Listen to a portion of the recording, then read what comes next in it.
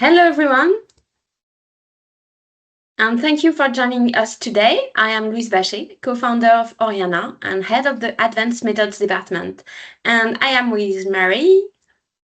Hi, I'm Marie Sallaberry and I'm data scientist at Horiana Corp. So we are back with season 2 of our KEZAKO series. And we are kicking it off with 2 episodes dedicated to synthetic patients. So, the first episode focuses on synthetic patients in clinical research. We'll cover who they are, why they matter, and how they are generated. So, this episode is based on a review of recent literature. Here, what we'll cover today. First, context and definition. What do we mean by synthetic data, virtual patients, and digital twins? And what's driving the growing interest in this field? Then we walk through 5 concrete use cases, ranging from data anonymization all the way to hybrid trial design, with a look at the maturity and regulatory status of each. Finally, we'll present the main generation methods, 2 broad families, explicit models and implicit models. So let's start with context and definitions. This is a fast-growing field and one with a vocabulary that is still stabilizing. So let's take a moment to establish some key definitions. Synthetic data are data generated by a purpose-built mathematical model or algorithm with the aim of solving a data science task. This is the definition provided by the Royal Society and the Alan Turing Institute in 2022. A virtual or synthetic patient, then, is essentially the result of that process, a simulation of a patient built from synthetic data. As we'll see in the next section, this is useful in a variety of settings: medical training or clinical research, trial prediction, control arms. And then we have digital twins. A digital twin is a dynamic information construct that mimics the structure, context, and behavior of a real physical entity, for instance, a real organ or a real patient, and is continuously updated from real world observations. The FDA gives a very specific definition here. It describes a digital twin as an integrated multi-physics, multi-scale, probabilistic simulation of complex systems that uses the best available data, sensors, and models to mirror its corresponding real-world counterpart. Now, what's driving the momentum behind synthetic data? This paper by Nobani and colleagues, a tertiary analysis, meaning a review of reviews, looked at what type of data have been generated and for what purposes. What they found is striking. Since 2020, the number of publications presenting synthetic data has grown exponentially. After applying their selection methodology, they retain 17 reviews. The majority focus on healthcare data, specifically medical imaging and electronic health records, which together account for nearly 59% of the review. One key takeaway: while the field is growing fast, the evaluation protocols are inconsistent. Metrics, data split, and reproducibility artifacts are routinely absent. In fact, only 4 out of 17 reviews provides any means to fully reproduce their work. There's still a lot of work to be done to bring transparency and comparability to this space. If we zoom in specifically on healthcare, this 2025 publication by Rujas and colleagues, another scoping review of reviews, with 42 reviews this time, gives us a sharper picture. They identified 13 clinical domains using synthetic data, with oncology, neurology, and cardiology at the top 3. In terms of data type, medical images dominate, through tabular data and electronic health records are growing fast. And they identified 5 main motivations for generating synthetic data. Developing AI algorithms that need large datasets to learn, direct medical and clinical application, improving data quality, protecting data privacy and security, and addressing data scarcity. Now let's move into the second section, use cases. We'll look at 5 concrete applications, going from the most major, anonymization, to the most exploratory, hybrid trial design. So, here is a quick overview of all 5 use cases before we look at each one in detail. So, use case 1 is data masking and anonymization. This is the most major with established regulatory frameworks. Use case 2 is data augmentation, adding synthetic patients to real cohorts to increase statistical power. And maturity is medium, it's still exploratory from a regulatory standpoint. The use case 3 is clinical trial prediction, simulating trial outcomes either before or during a study. Maturity is medium, it's accepted in certain contexts, notably from PK/PD data. The use case 4 is virtual or synthetic control arm, replacing the real control group with synthetic patients. This is actively evolving in the regulatory level. EMA and FDA are both working on it. And the use case 5 is hybrid or augmented trial design, mixing real and synthetic controls. This is highly exploratory. There's active research, but no established guidance yet. So, use case 1. The objective here is to protect patient privacy while preserving the analytical value of the data. This is the most major use case. The principle is to generate synthetic patients who are statistically indistinguishable from real patients, but who don't correspond to any real individual. It becomes impossible to re-identify anyone. And importantly, because they are not real patients, this data falls outside the scope of the GDPR.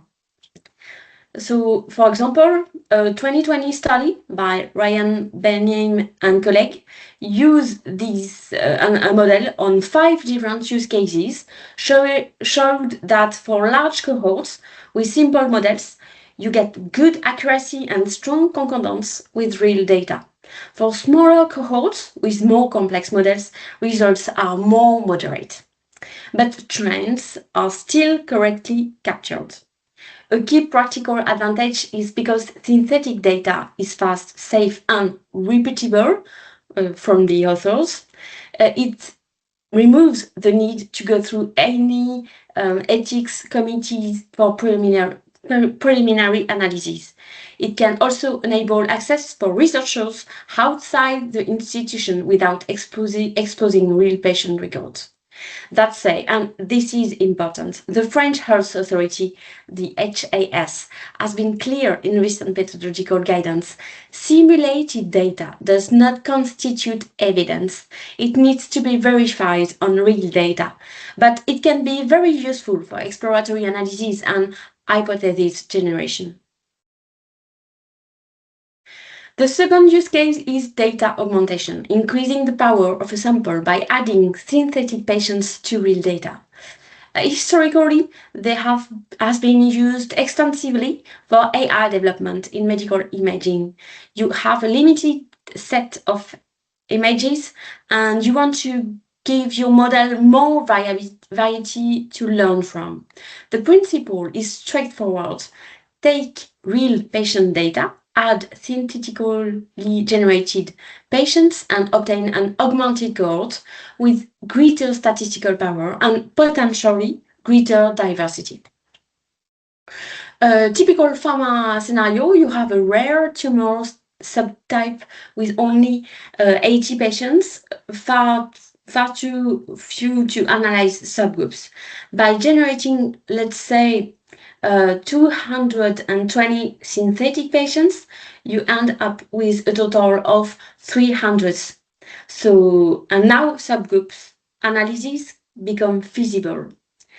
A word of caution, thought. From a methodological and regulatory standpoint, this approach is not yet validated for evidence purposes, but it's useful for exploration. And the FDA Modernization Act 2 does open the door here, particularly for medical devices. A model can train on synthetic data before being validated on real patients. The third use case is predicting the outcome of a clinical trial, either before the trial starts or during it. Pre-trial, you simulate outcomes on synthetic cohorts, essentially modeling what would happen if these patients receive the treatment versus not. Because you're comparing perfectly matched groups, it's like an ideal randomization. This can help optimize inclusion criteria, identify which endpoints are most sensitive to the treatments, and so on.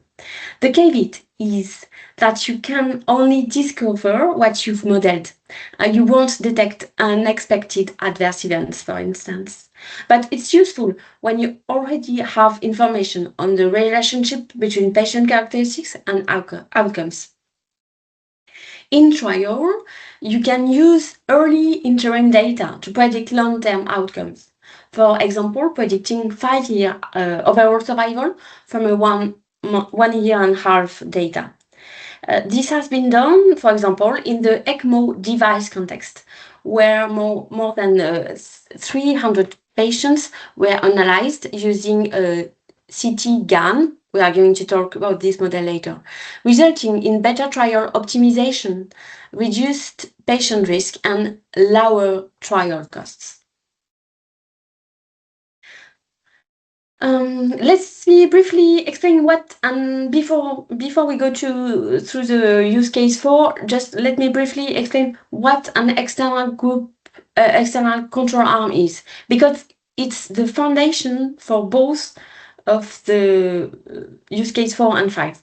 In some trials, particularly in rare diseases or oncology, all patients are enrolled in the treatment arm. There is no randomized control group.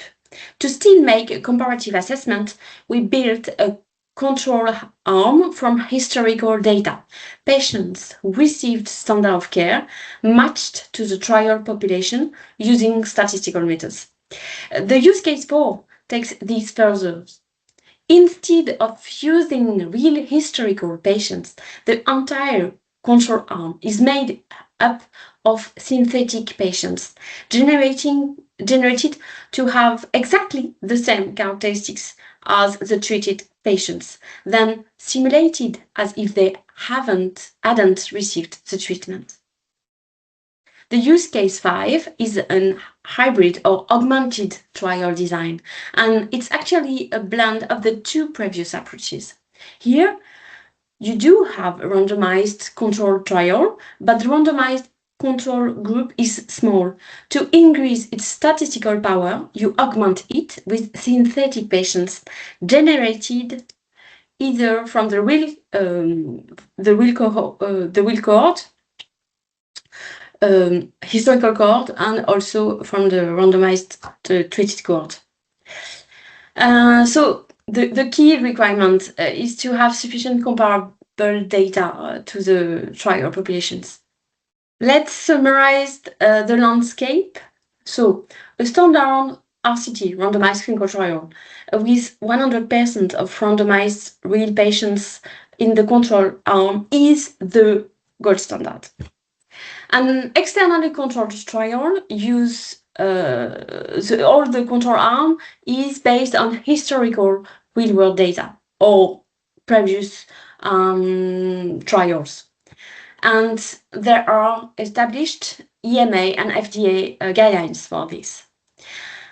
An externally augmented trial combines real randomized treated and real historical control in the control arm. There is active research on and some recent guidance here, particularly on Bayesian approaches.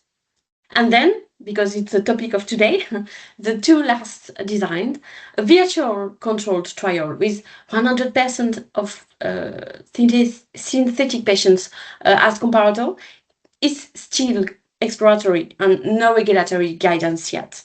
And the last, the virtually augmented hybrid, it's mixing real and synthetic controls, is also at an active research stage.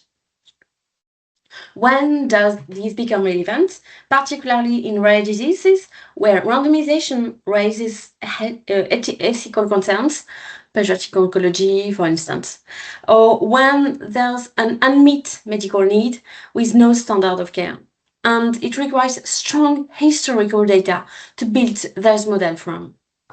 So the key message, the spectrum goes from established to exploratory, and the hybrid approach is where most active research is happening.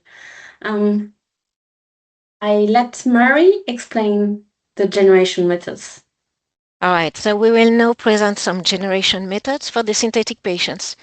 So just a heads up, this section might be a little bit more technical, but the goal here is simply to present the most commonly used models. So there are two main categories of models for generating a synthetic patient.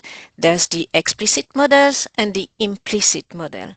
The main difference relies on how they use data. The explicit model defines how data are generated by modeling relationships and probability distributions.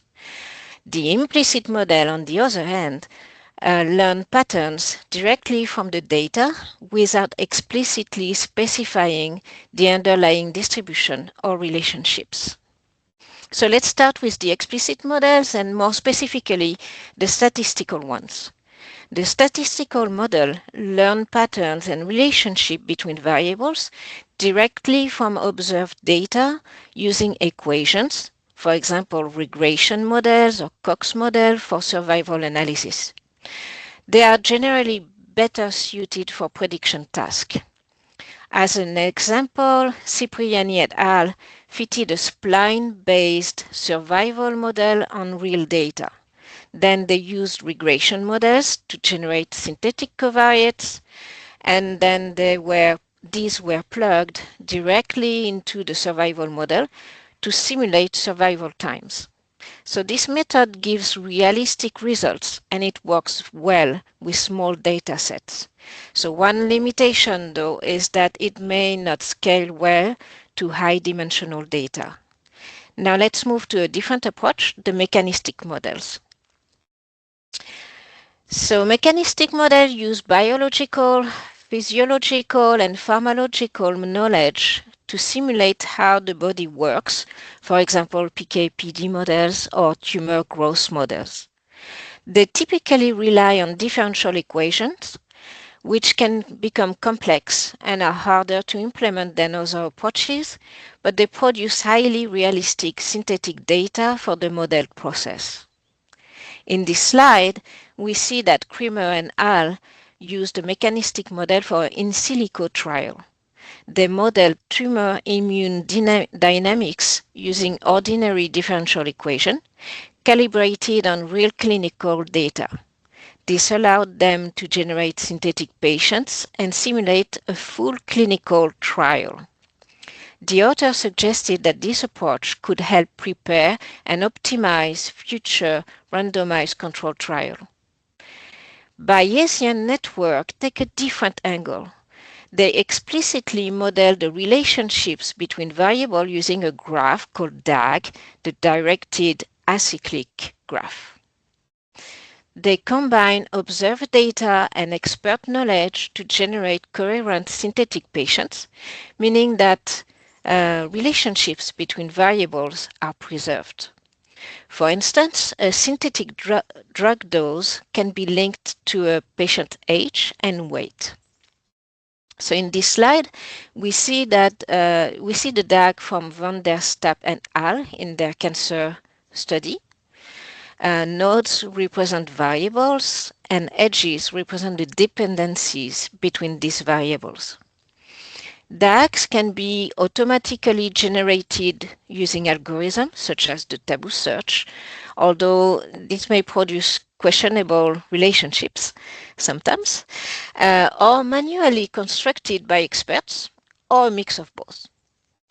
Once the DAG is defined, data, priors, and likelihood are combined to derive a posterior distribution from which synthetic patients are sampled. So a key advantage of Bayesian network is the possibility to include expert knowledge and the preservation of the relationships between the variables. So there are many other types of statistical models, such as decision trees, Gaussian copulas, mixture models, too many to cover in this presentation. So let's move to implicit models, starting with the most well-known, the generative adversarial network, aka GANs. So the GAN consists of two models competing with each other, a generator and a discriminator.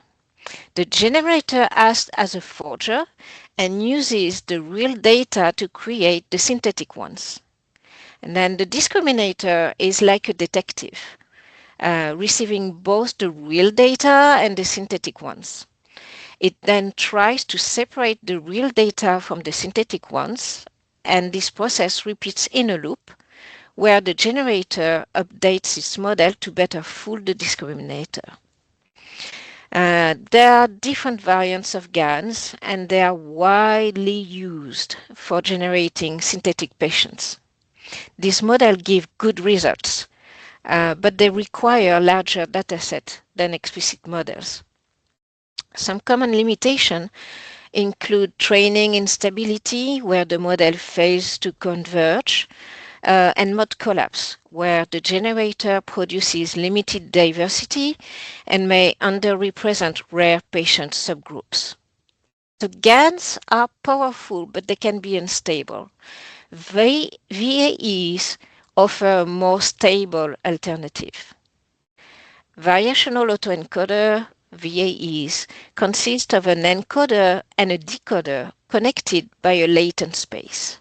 The latent space is a lower dimensional representation where each data point is encoded as a distribution, usually a normal distribution. So think of the encoder as summarizing a patient into just a few key characteristics. It's like reducing a complex dish to its essential ingredients.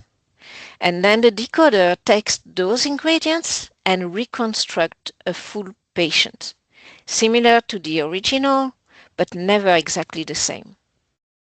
Variants include the TVAE, which is specifically designed to handle mixed data types, or the RHVAE, the Riemannian-Hamiltonian VAE, that improves the coverage of population diversity and reduces mode collapse. So VAEs are more stable than GANs, but they might be slightly less realistic. So GANs and VAEs have been around for a bit more than a decade.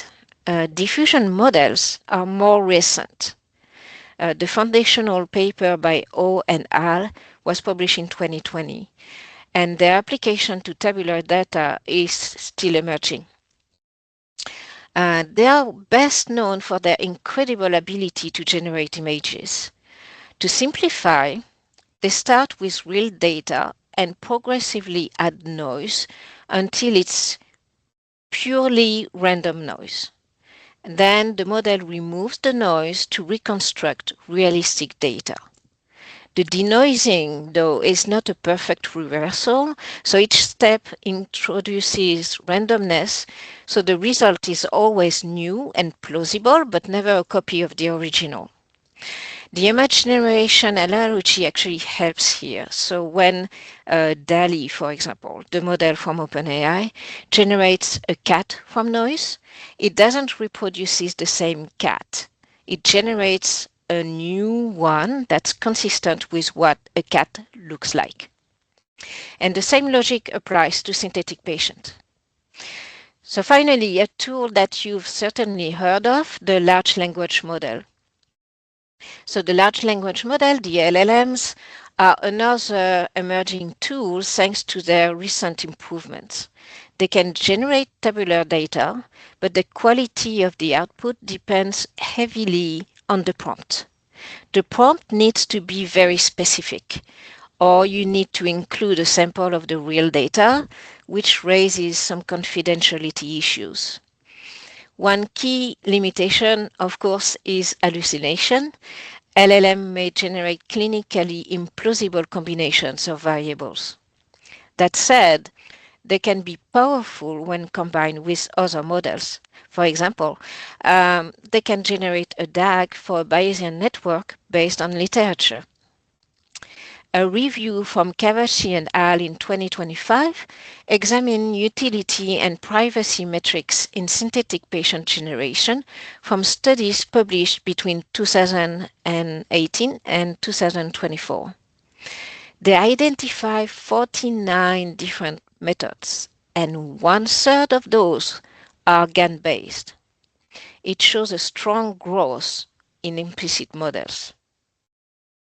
So with so many models and more to come, an important question arises. How do we evaluate the validity and privacy of synthetic datasets? Thank you very much, Mary. It was the author of that review were looking for across all those models whether they are established performance metrics, and their conclusion is telling there is no consensus on how to measure performance. It depends heavily on the question being asked, and critically, we don't yet know how to reliably ensure privacy for the patients behind these synthetic data sets. So this raises a fundamental question: how do we validate synthetic patients? And that's exactly what we'll cover on our next KEZAKO. You will find the registration link directly on our LinkedIn page. It's on June the 30th, and we hope to see you there. Thank you very much for your attention. We are now happy to take your questions. Okay, Okay, we have 3 questions. So, thanks for your questions. The first question: why it is reported by studies that synthetically generated datasets have similar statistical patterns and characteristics as original data? I was wondering if you can say anything about if this impacts in any way estimates, especially in causal analysis. This is a very interesting question and a very important point, and absolutely. But reproducing marginal distributions doesn't guarantee preserving a causal structure. Implicit methods like GANs, VIEs learn statistical association, not causal relationships. So if the underlying DAG is distorted, estimates divine like intervention, population, intercurrent event handling can be biased, even when distributions look similar. This is especially problematic with time-varying confounding in longitudinal data. So it's why, in this case, explicit methods like Bayesian networks or Cox models are safer here because we can encode the causal structure directly, which is exactly we recommend for virtual control arms. The second question is there any study that benchmarked the synthetic data generation methods to assess which one is appropriate in clinical research? That's a very good question also, and actually it depends of the use case. I believe that there is no one model that can fit for all purpose. It can be defined specifically for the use case, and there is no gold standards that exist yet. And our own scoping review flagged this inconsistent metrics, properties, etc. So I think that we should compare specifically the model depending of the data specifically for the example and also for the use case, because we are not going to put all the effort on privacy if the utility is the most important, or so it really depends on the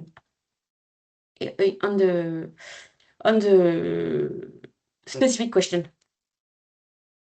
And to our knowledge, there is no benchmark published.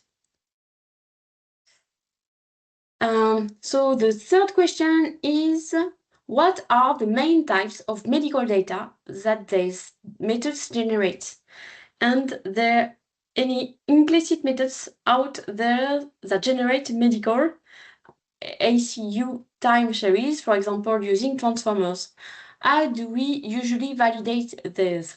That's a specific question, a very interesting and specific question. We have discussed during the presentation that the main types of data are imaging, tabular EHR, and clinical text. For ICU time series, I think that hybrid approaches are possible. I know that time GAN can be maybe used. It's another alternative from GAN. Remains a reference, combining GAN training and recurrent networks to capture temporal dynamics.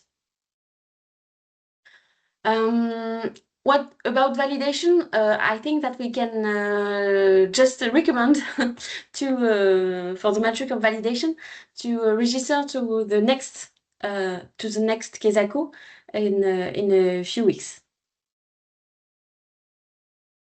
I think it's okay for the question. So we are very happy about your attendees today. Thanks to you very much, and we look forward for the next KEZAKO about the validation metric. Thank you. Thank you, everybody.